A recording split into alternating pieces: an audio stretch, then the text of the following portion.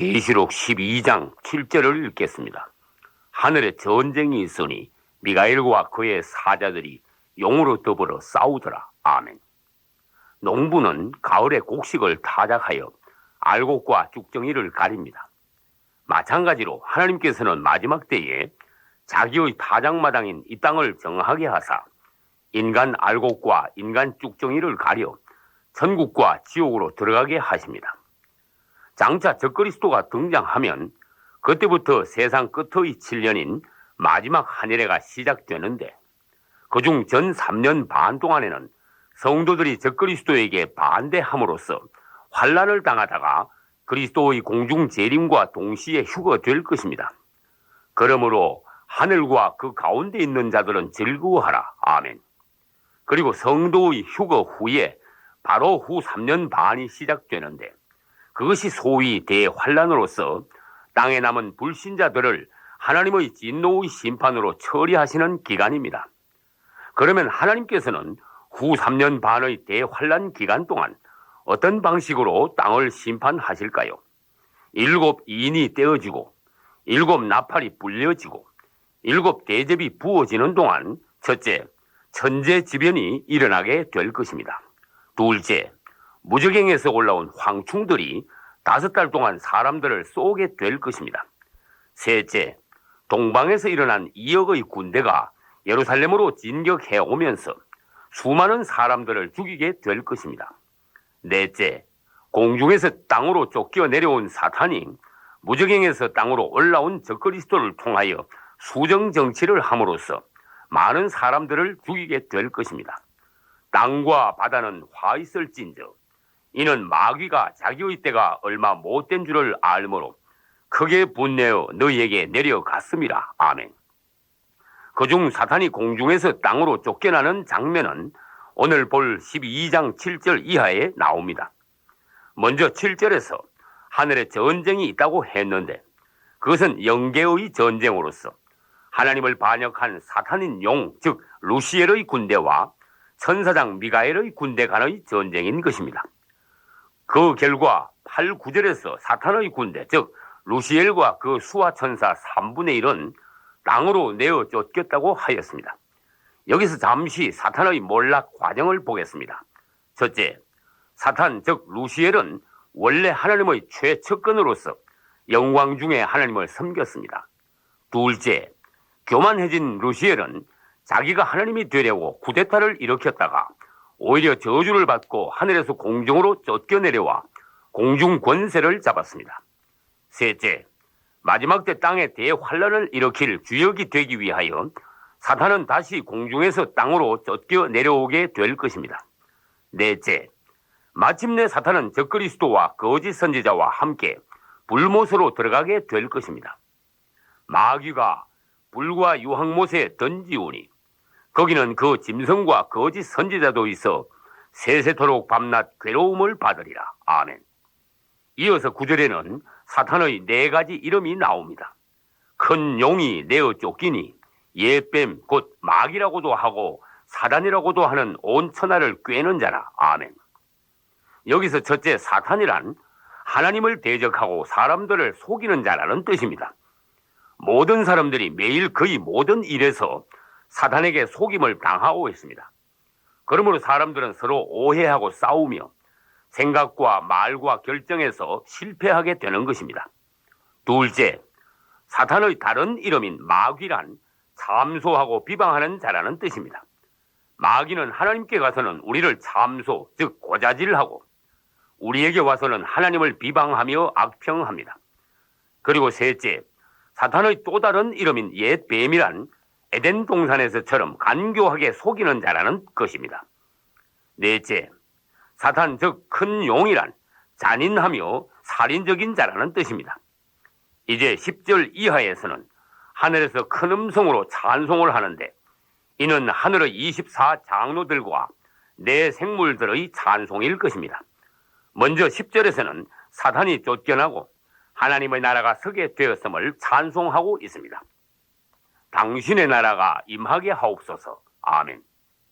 그리고 11절에서는 많은 성도들이 사탄을 이기었다고 하였습니다. 여기서 성도가 사탄을 이기는 방법은 첫째, 예수의 피로 이기는 것입니다. 예수의 피는 능력이며 승리와 구속의 증거입니다. 둘째, 입으로 시인하며 예수를 믿고 사랑함을 선포함으로써 승리하는 것입니다. 사람이 마음으로 믿어 의에 이르고 입으로 시인하여 구원에 이르느니라. 아멘. 셋째, 생명을 내어 놓음으로써 사탄을 이기는 것입니다.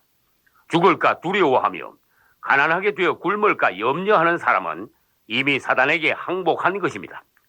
누구든지 제 목숨을 구원코자 하면 잃을 것이요 누구든지 나를 위하여 제 목숨을 잃으면 찾으리라. 아멘. 그리고 12절에서는 하늘로 휴거된 자들은 즐거워하라. 그러나 땅에 버려진 자들에겐 화가 있으리라고 하였습니다. 왜냐하면 마귀가 자기의 때가 얼마 못된 줄을 알고 분을 내며 땅으로 내려갔기 때문인 것입니다. 드디어 13절에서는 땅으로 쫓겨난 사탄이 여자 즉 유대인들을 핍박합니다. 후 3년 반에서 사탄의 주된 공격 목표는 유대인들과 예루살렘 성입니다. 왜냐하면 예루살렘은 하나님의 성이며 성도들은 휴거되고 땅에는 하나님의 백성인 유대인들이 남아있기 때문입니다.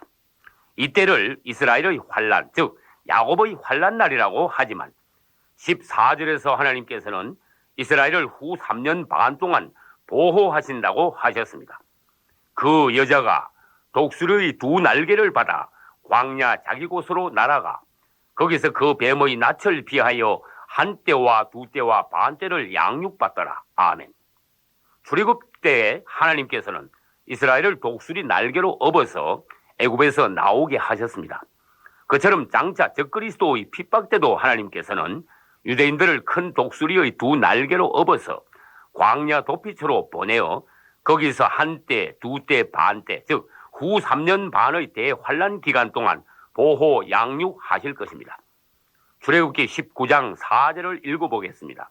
나의 애굽 사람에게 어떻게 행하였음과 내가 어떻게 독수리 날개로 너희를 업어 내게로 인도하였음을 너희가 보았느니라. 아멘. 계속하여 15, 6절에서도 사단은 여자 즉 유대인들의 뒤에서 물을 강같이 토하여 몰살시키려고 하지만 땅이 입을 벌려 물을 삼켜버렸습니다. 애굽 군대를 홍해에 수장시키시고 반역하는 고라 당들을 땅속에 매장시켜버리신 하나님께서는 장차 그분의 능력으로 그분의 백성들을 보호하실 것입니다. 여기서 출애굽 때의 이스라엘과 장차 환란 때의 이스라엘을 비교해 보겠습니다. 먼저 애굽의 바로 왕이 이스라엘을 노예로서 핍박한 것처럼 장차 적그리스도도 유대인들을 핍박할 것입니다. 그리고 이스라엘을 출애굽시켜 광야에서 40년간 양육하신 하나님께서는 장차 유대인들을 도피처로 인도하셔서 한때, 두때, 반때 동안 양육하실 것입니다. 또 결국 이스라엘을 가나안으로 인도하신 하나님께서는 성도와 유대인들도 천국으로 인도하실 것입니다. 여기서 다시 마지막 때의 사건들을 순서대로 살펴보겠습니다. 첫째, 성도들 즉 이기는 자들이 하늘로 휴거된 후에, 둘째, 영계의 전쟁에서 패한 사탄의 군대가 하늘에서 땅으로 쫓겨나게 될 것입니다. 그리고 셋째, 땅으로 쫓겨난 사탄이 유대인들을 핍박하지만, 넷째, 하나님께서는 유대인들은 보호하시고 불신자들은 대환란에 던지실 것입니다. 다섯째, 결국 사탄도 잡혀 불못에 던져지게 될 것입니다. 저주를 받은 자들아, 나를 떠나 마귀와 그 사자들을 위하여 예비된 영영한 불에 들어가라. 아멘.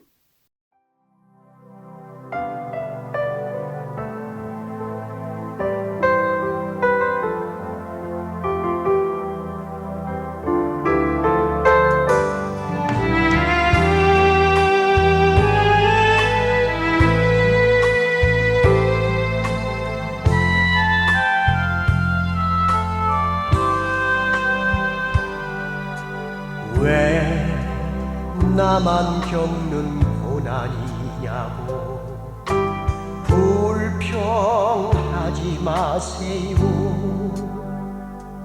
고난의 뒤편에 있는 주님이 주신 축복 미리 보면서 감사하세요. 너무 견디기 힘든 지금 이 순간에도 주님이 일하고 계시잖아요. 남들은 지쳐 앉아 있을지라도 당신만은 일어서세요.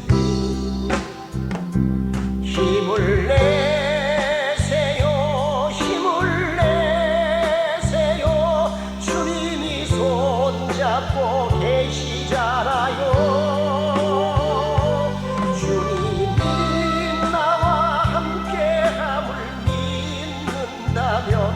어떤 역경도 이길 수 있잖아요.